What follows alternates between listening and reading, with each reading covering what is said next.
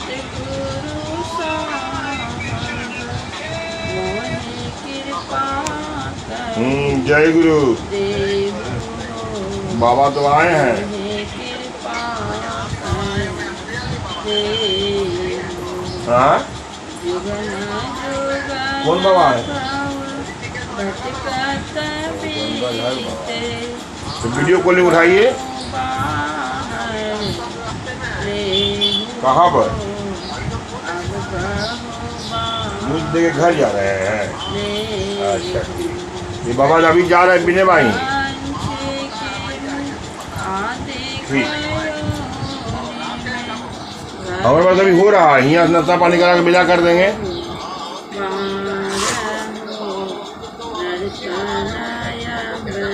चलिए ठीक है। हाँ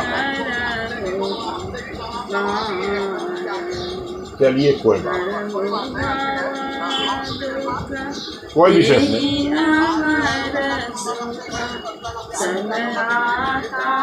ठीक ठीक ठीक। हाँ अभी निकलेंगे, नाश्ता पानी कराएंगे, बिला करके भेजेंगे।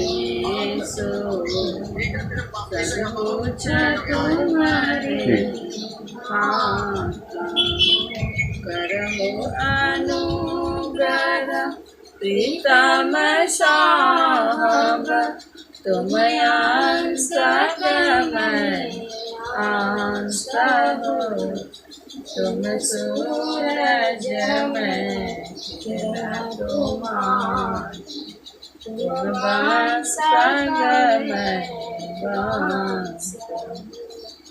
मोहि तो ही तने ही भेद हो साहब, ए भेद भाव दुख मूल हो, करो कृपा नाश यही भेद आदि अनुकूल जाल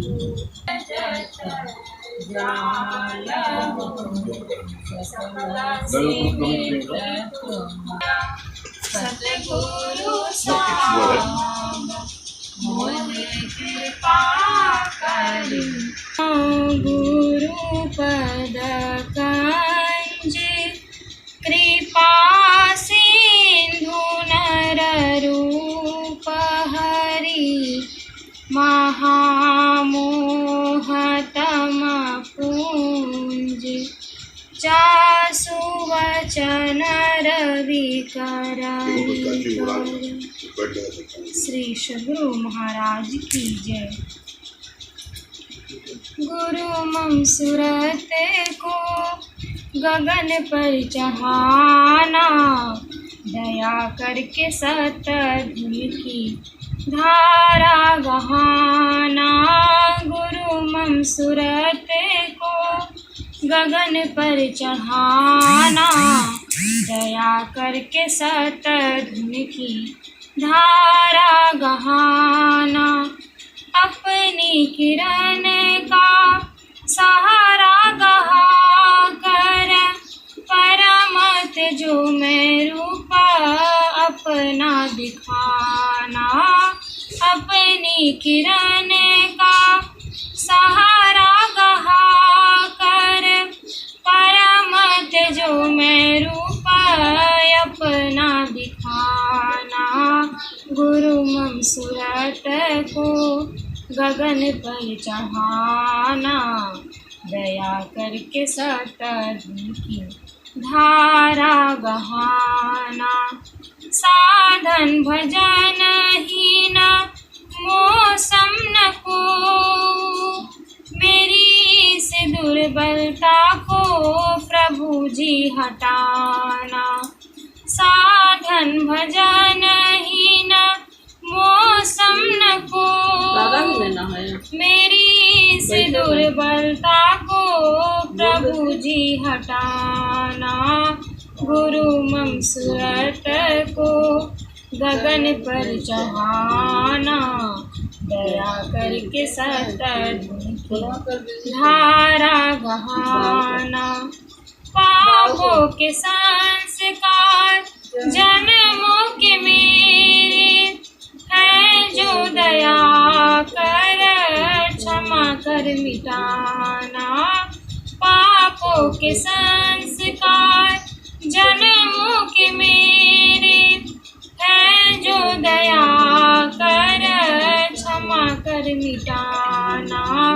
गुरु मम सूरत को गगन पर चढ़ाना। दया करके सतगुण की धारा गहाना।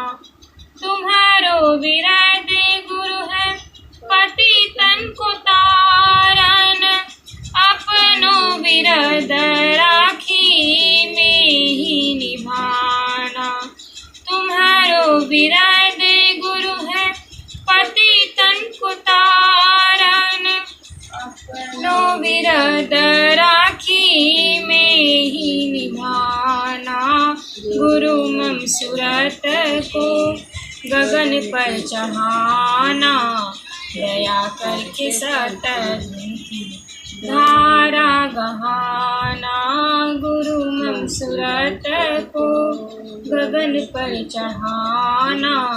दया करके सतगुण की धारा गहाना। सदा परिभवग्नमभीष्टदोहं तीर्थास्पदं शिवविरञ्चिनुतं शरणं। भृत्यार्त्यहं प्रणतकालभवाब्धिपूतं वन्दे महापुरुषते बोलिए प्रेम से श्री सद्गुरु महाराज की श्री सद्गुरु महाराज की जय। गुरु महाराज की असीम कृपा से हम लोग सत्संग कर रहे हैं। संत मत सत्संग के द्वारा एक ईश्वर भक्ति का प्रचार प्रसार किया जाता है। अभी हम लोगों ने वेद मंत्र से 4 वेद मंत्र और संतवाणी सुन रहे थे, भजन सुन रहे थे। ये सत्संग जो हमारे कमल किशोर बाबू के आवास में है और ये बड़े सत्संग प्रेमी हैं।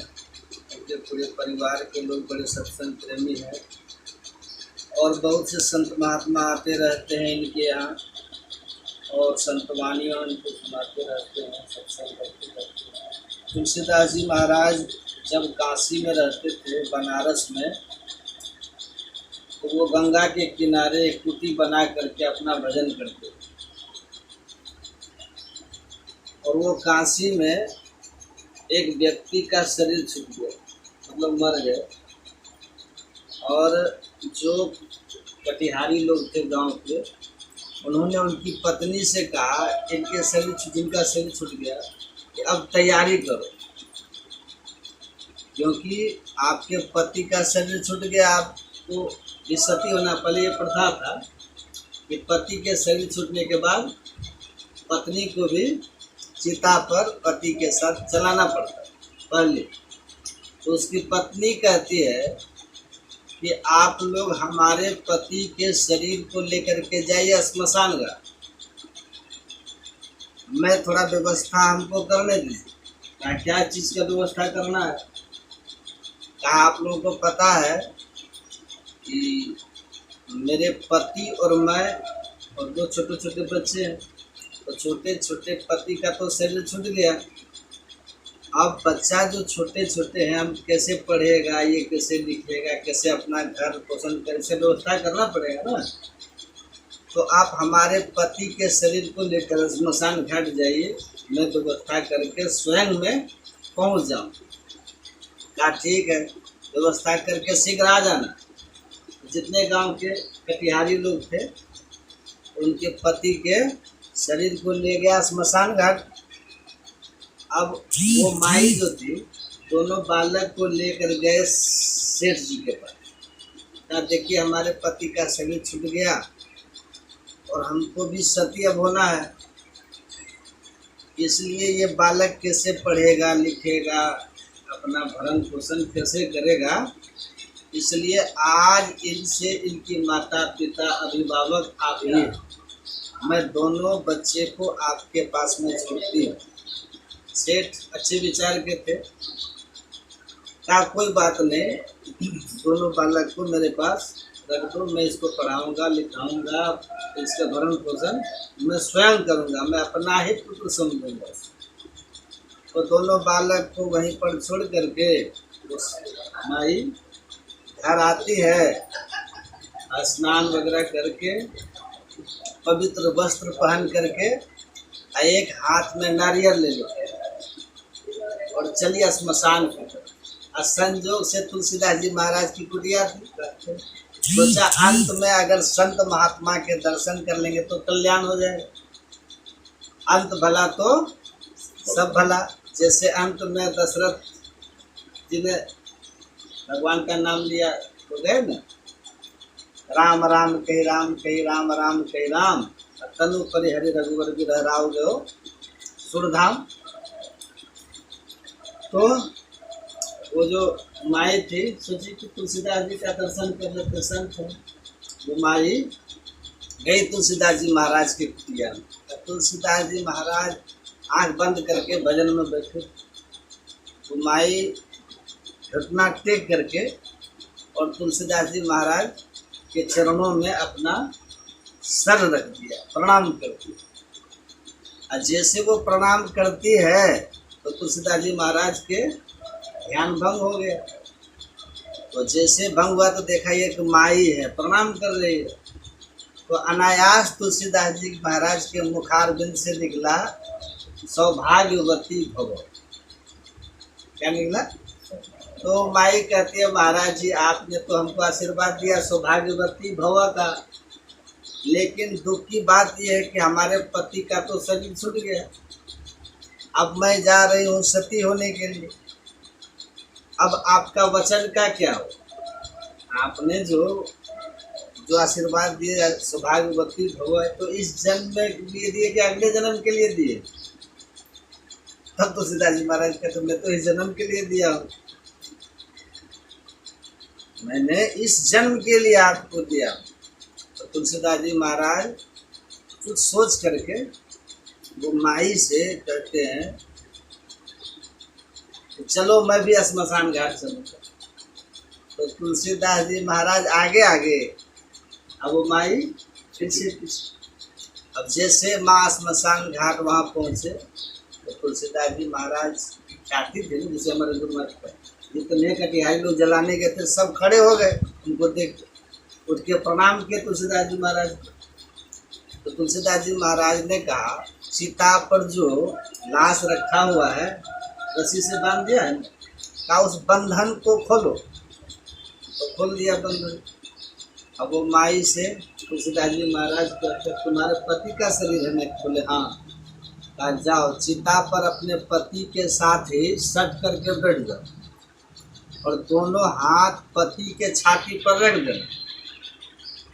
वो माई चिता पर चढ़ करके और सट के बैठ गई, अपने पति का तो शरीर था, सट के बैठ गई और दोनों हाथ अपने पति के छाती पर रख दी।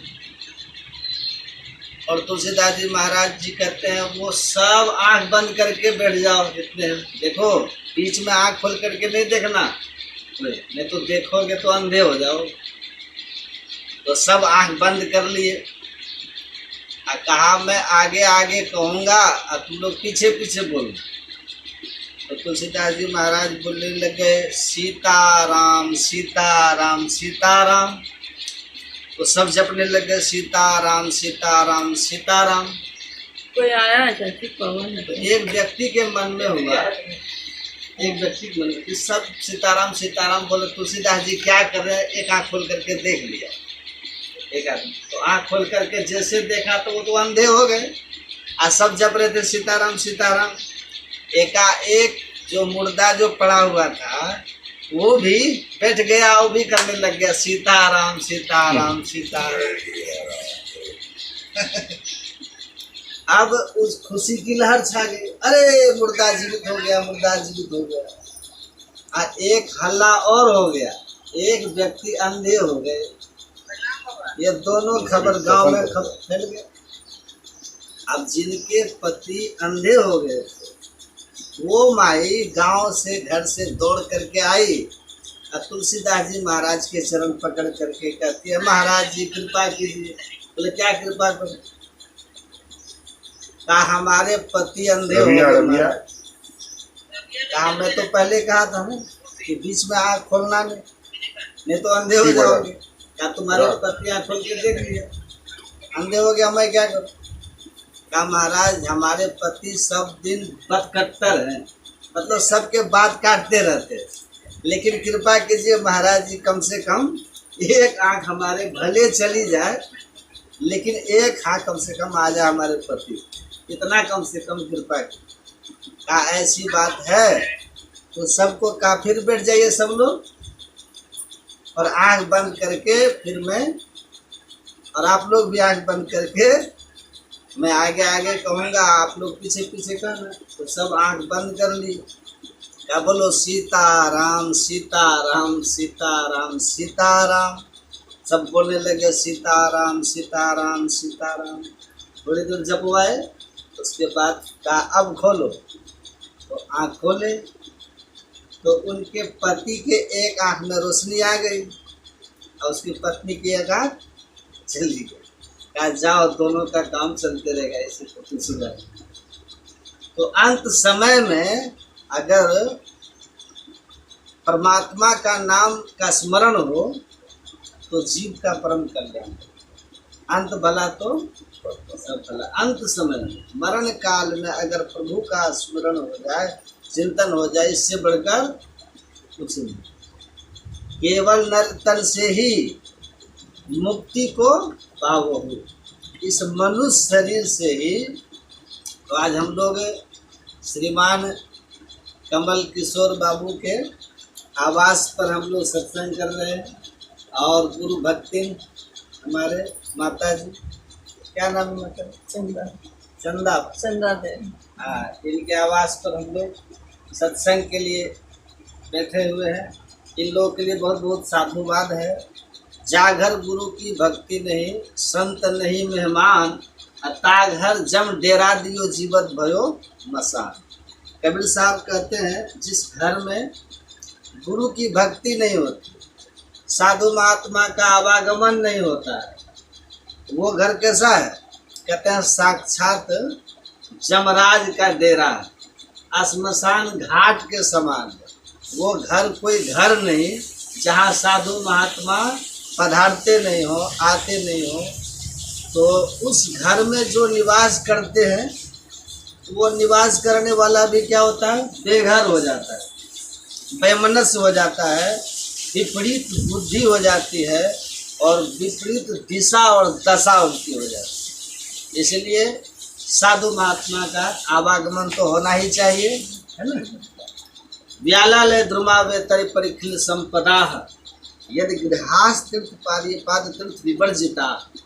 वेद में लिखा है, वेद व्यास जी लिखते हैं, यदि किसी के घर में हर तरह की व्यवस्था हो, सुन रहे हैं, किसी के घर में अखूट भंडार हो, अतुल संपदा हो, कोई कमी किसी के घर में न हो, और यदि उस घर में कभी कोई संत का चरण नहीं पड़ा है, तो वो घर जो है ना वैसे ही है जैसे पेड़ के किसी खोढ़र में सांप रहता है। वेद व्यास जी लिखते हैं, वो पेड़ के उस खोढ़र के समान है जिसमें सांप रहता है। इसलिए पहले संत का चरण तो पढ़ना ही चाहिए। एक घड़ी आधो में पुण्याद, तुलसी संगत साधु की हरे कोटि अपराध। कुछ देर ही सही साधु महात्मा का दर्शन प्रसन्न सत्संग जब होता है तो हमारे जीवन का जो ना भाग्य खुल जाता है। इसलिए संत महात्मा का दर्शन प्रवचन सुनना चाहिए, और यदि समय हो और साधन हो तो अपने आवास पर महात्माओं को बुला करके सत्संग भी कराना चाहिए, अथवा यदि नहीं बुला पाते हैं तो अपने स्वयं ही सत्संग करते रहना चाहिए। तो जो हमारे कमल बाबू का आवास है यहाँ पर बहुत महात्मा आए हैं, है ना। और हमारे और भी कुछ महात्मा लोग इस आवास पर आते रहे हैं, उस आवास पर भी आते रहे। मैं भी बहुत बार आया, मेरा भी सौभाग्य रहा और आप लोग की श्रद्धा रही है जो मैं यहाँ आ पाता हूँ। आप लोग ससम्मान बुलाते हैं, सत्संग कराते हैं और कराते ही रहते हैं। तो इस तरह से आप लोग तो सत्संग ध्यान करते रहते हैं, लेकिन जहाँ साधु महात्मा नहीं जाते वहाँ के लिए मैं कहता हूँ कि साक्षात श्मशान घाट। तो साधु महात्मा का सत्संग दर्शन करना चाहिए, बुलाना भी चाहिए और सत्संग भी कराना चाहिए। सत्संग ध्यान करके देखिए, जीवन बदल जाएगा, आनंद से भर जाइएगा और ऊपर वाले की कृपा से यहाँ भी कोई कमी नहीं रहेगी, क्योंकि सत्संग की महिमा है, लोक और परलोक बनाता है। मति कीर्ति गति भूति भलाई जब जी जतन जहाँ जी पाए, सो जानव सत्संग प्रभाव, लोक वेद न आन उपाओ। सुंदर बुद्धि जस कीर्ति धन ऐश्वर्य और सदगति मुक्ति ईश्वर प्राप्ति सब कुछ अगर किसी से हुआ तो उसका एकमात्र साधन क्या है? संसार में वेद और सदग्रंथों ने कहा कि वो सत्संग है। इसलिए नित प्रति सत्संग कर ले प्यारा तेरा कार सदे सारा। ऐसे भले अवसर पर क्या करना चाहिए? मनुष्य शरीर की भले अवसर का परलोक संभाल लीजिए, ये अवसर आपके हाथ में है। छोटा सा प्रसंग है 2 मिनट का, उसके बाद है ना। एक बंदर और बंदरी थे बैठे हुए एक वृक्ष पर, तभी आकाशवाणी हुई, समझे, कि बड़ा ही सुंदर मुहूर्त है, इस मुहूर्त में जो नदी में डुबकी मार लेगा पशु जो है वो आदमी बन जाएगा, आदमी जो है वो देवत्व अवस्था में चला जाएगा, प्रमोशन हो जाएगा उसका, समझे। बहुत सुंदर मुहूर्त है, डुबकी मार। बंदर कहता है वो ऐसे ही बोलते रहता है। बंदरी कहती है कि क्या पता सच ही हो, मान लीजिए डुबकी। कहता अरे बेटो कहने दो, ऐसे झूठ होता है। अरे बहुत सुंदर मुहूर्त है, मार लो ना डुबकी। पत्नी कहती है, बंदरी करे मारिए ना, मुहूर्त निकला जा रहा है। तीसरी बार कह रहे डुबकी मार लो, मुहूर्त अंतिम हो रहा है। ये कहता बैठो। बंदरी बोलती आप जाइए जहाँ जाना है, हम तो मारेंगे डुबकी, देखा जाएगा। बंदरी कूद गई, जैसे कूदी दो अंदर से सुंदर राजकुमारी बन करके, जैसे नीचे देखा बंदर सुंदर राजकुमारी बन करके निकल गई है और जय जयकार हो रहा है। अब बंदर पीछे से डुबकी मारा, तब तक मुहूर्त जा चुका। मार के डुबकी निकला तो बंदर का बंदर ही रहा। तो ये मनुष्य शरीर एक शुभ मुहूर्त है, समझ गए, है ना। और उस शुभ मुहूर्त में ये सत्संग में आप बैठे हैं, ये महाशुभ मुहूर्त है। और इसमें आकर के डुबकी लगा लेना मतलब क्या है? यही है ज्ञान की गंगा में डुबकी मार दे। ये ज्ञान त्रिवेणी संगम है ना, साधु समाज, राम कथा जंसुर से धारा सर से ब्रह्म विचार प्रचारा, यदि निषेध में कलिमल हरणी, कर्म कथा रवि नंदन वर्णी। परमात्मा के लीलाओं का वर्णन होता हो तो समझिए भक्ति, समझिए गंगा की धारा पर है वो परमात्मा अनंत सर्वव्यापी सत्ता कण कण में समाये है, जो स्वरूप का वर्णन अगर हो तो समझिए गुप्त सरस्वती की धारा बह रही है। और जब क्या खाना चाहिए क्या नहीं खाना चाहिए, माता पिता की सेवा करो, जिंदा जागृत देवता है, इनकी प्रसन्नता हो जाए तो 68 करोड़ तीर्थ नहाने का तुमको जो फल है वो मिल जाता है पिता की सेवा से। और 33 कोटि देवताओं की प्रसन्नता जो आप लोग करते हैं पूजन करके, जो पुण्य होगा वो होता है माँ की सेवा से, माँ को प्रसन्न कर लेने से। सर्व देवोमयी माता, सर्व तीर्थमयो पिता, सब तीर्थों का लाभ देने वाले पिता और सभी देवताओं के पूजन का फल देने वाली माता, इनकी आप सेवा करके प्रसन्न कर लीजिए।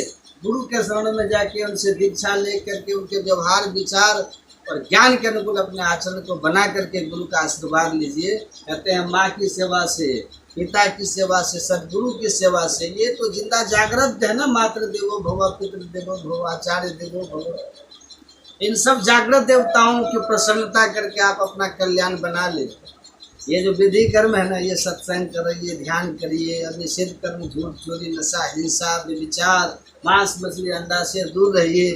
व्यभिचार पर नारी पर पुरुष से अपने को अलग रखिए, आचरण चरित्रवान बन के रहिए, ऐसे बनिए। ये है सरस्वती, ये है यमुना की धारा, ये तीनों धाराएं सत्संग में बहती है।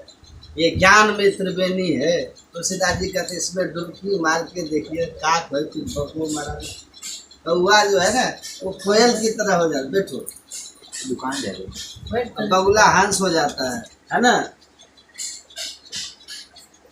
इसको याद रखिए, ये विकारों की अपवित्रता गंगा नहाने से जाएगी। परमात्मा जो तीर्थ कोटि अमित सत्पावन है, उनको प्राप्त करने के लिए आपको भी पवित्र होना चाहिए। शरीर को नहीं, आपको। सोचे भाड़े साचु समावे बिरला सुचाचारी, जो बहुत पवित्र हो जाते हैं ना, वही परमात्मा को पाते हैं, वही उनको पा सकते हैं। इसलिए और सब नहीं पा सकते, समझ रहे बात। बहुत पवित्र होना पड़ेगा हमको, यहीं से पवित्रता को धारण करना होगा। सत्संग से, खान पान को सुधारने से शुरू करना होता है और उधर तक पहुंचना होता है। बहुत पवित्र होना पड़ेगा, मन से, तन से, वचन से, है ना। लेकिन अभी हम लोग क्या है, भ्रम में पड़े हुए। अभी आपको करना क्या है पता है? आपके बच्चे जब विद्यालय में पढ़ने के लिए गए थे तो शिक्षक ने क्या कहा था बच्चे को? पढ़ो अ, बोला था। तो बच्चा अ पढ़ता है कि नहीं? बोलो नहीं। यदि बच्चा वही कहे हम अ क्यों कहें? अ पढ़ने से क्या होगा? यदि बच्चा वहीं शुरू में प्रश्न कर दे शिक्षक से कि सर जी आप जो कहते हैं कहो अ, कहो आ, ये पढ़ने से क्या होगा हमको? बैठना नहीं से।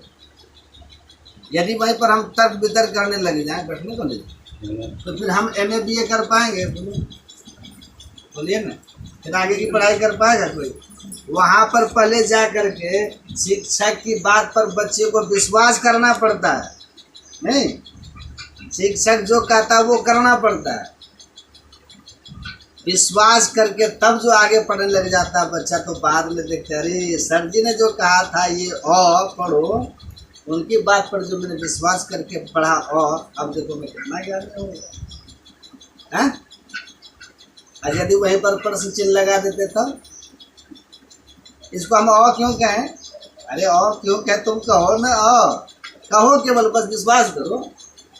अब उसको हम क क्यों कहें, ये क्वेश्चन क्यों लगाते हैं? कहो तो कह दो क, अब बाद में देखिए कितना लाभ होता है कि? इसी तरह से जो सत्संग में आकर के साधु संतों के बात पर विश्वास करे, साधु संतों की बात पर विश्वास करके उनसे जुक्ति जान करके थोड़ा थोड़ा भी भजन करना शुरू कर देना, और जिस दिन आपका भजन बनना शुरू हो जाएगा उस दिन आप देखिएगा अरे बाबा जो हमको एक दिन कह रहे थे, देखो आप कितना लाभ हो रहा है। अब तो भले कुछ भी हो, अब तो हम हीरा पायो गांठ गति आयो, पहाड़ नैना क्यों खोले, अब तो हम हीरा पा लिए ना। पायो जी मैंने नाम रतन धन पायो, मीरा भाई कहते बस तो बोले जय मेरे सदगुरु, मीरा कहती है। लेकिन शुरू में ही रविदास जी से वो कहती कि मांस मछली छोड़ने से क्या होगा, हम तो क्षत्रिय राजपूत है। मीरा कौन थे जानते हैं? सब राजपूत को अकल भी नहीं होता है, वो तो कहते हैं मांस खाना हमारा जन्मसिद्ध अधिकार है राजपूत। अरे मीरा छत्रानी नहीं थी क्या? भगवान बुद्ध क्या थे, वो क्षत्रिय नहीं थे क्या? राम भगवान क्षत्रिय नहीं थे? राम भगवान क्या गुरु के शरण में नहीं गए थे? राम भगवान कहते हैं सातम सब महिमय जगत देखा मूर्ति संत अधिक कर कहते हैं। गुरु का कितना स्थान करते हैं भगवान में। अगर मीरा वहीं शुरू में सवाल कर देती रविदास से कि आप जात के चमार हैं, हम छत्रानी हैं, तो आपसे कल्याण होगा, तो आज मीरा का नाम रतन मिलता। मीरा कहते पायो जी मैंने नाम रतन धन पायो, वस्तु अमोलक, वस्तु अमोलक, अमोल वस्तु अनमोल वस्तु मिल रही है। किसने दिया? दई मेरे सदगुरु, कृपा कृपा करके मेरे सदगुरु महाराज जी ने अनमोल वस्तु दी है, हम लोग को भी दिया है कि नहीं। और मीरा को देखिए ना, मीरा ने घर द्वार सब छोड़ा, उस अनमोल वस्तु ही जब अब मिल गई है, अब ये घर द्वार कंकड़ पत्थर को क्या जोड़ना। अब देखिए मीरा का नाम अमर है कि नहीं? कोई थोड़ा बढ़िया से भजन गा दे, कहते अरे ये तो मीरा है, नहीं कहते। तो थोड़ा बढ़िया से कोई बच्ची हो, लड़की हो, कोई पूजा पाठ करे, कहते ये तो मीरा है। देखिए मीरा का नाम कैसे गूंज रहा है दुनिया में, कैसे गूंज रहा है चारों तरफ। देखिए मीरा का नाम गूंज रहा है।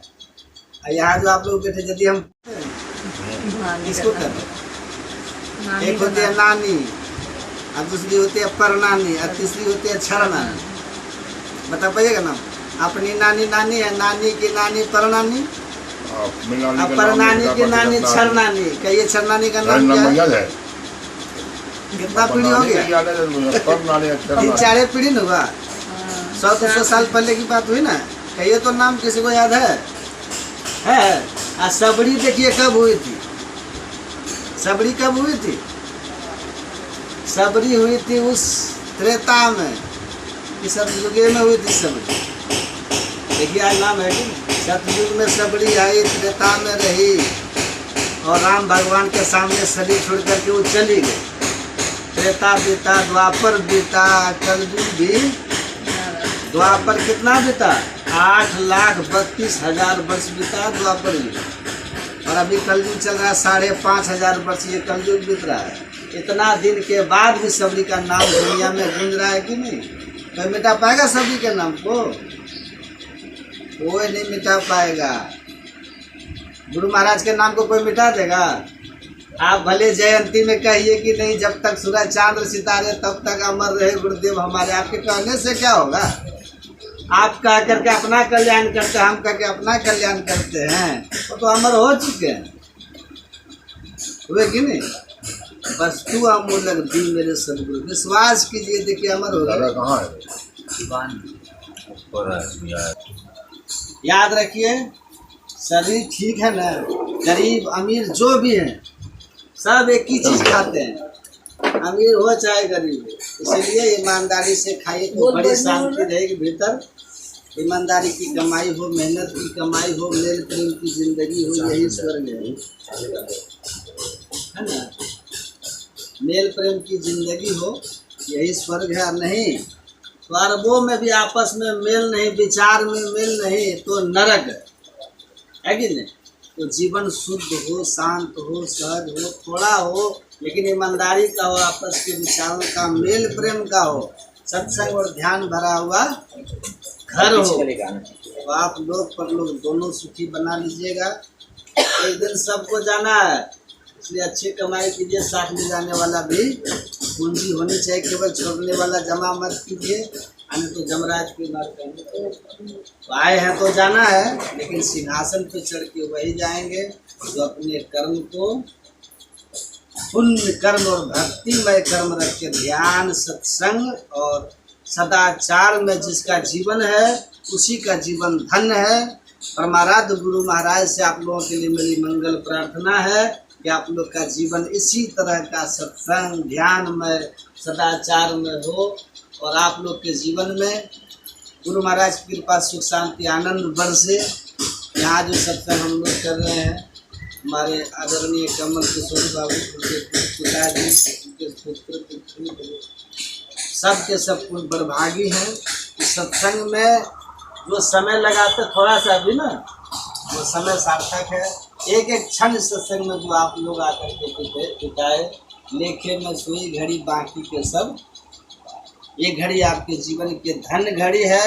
धन घड़ी जब वो सत्संगा, तो जीवन के धन के क्षण थे जो थोड़ा देर हम लोग बिताए हैं।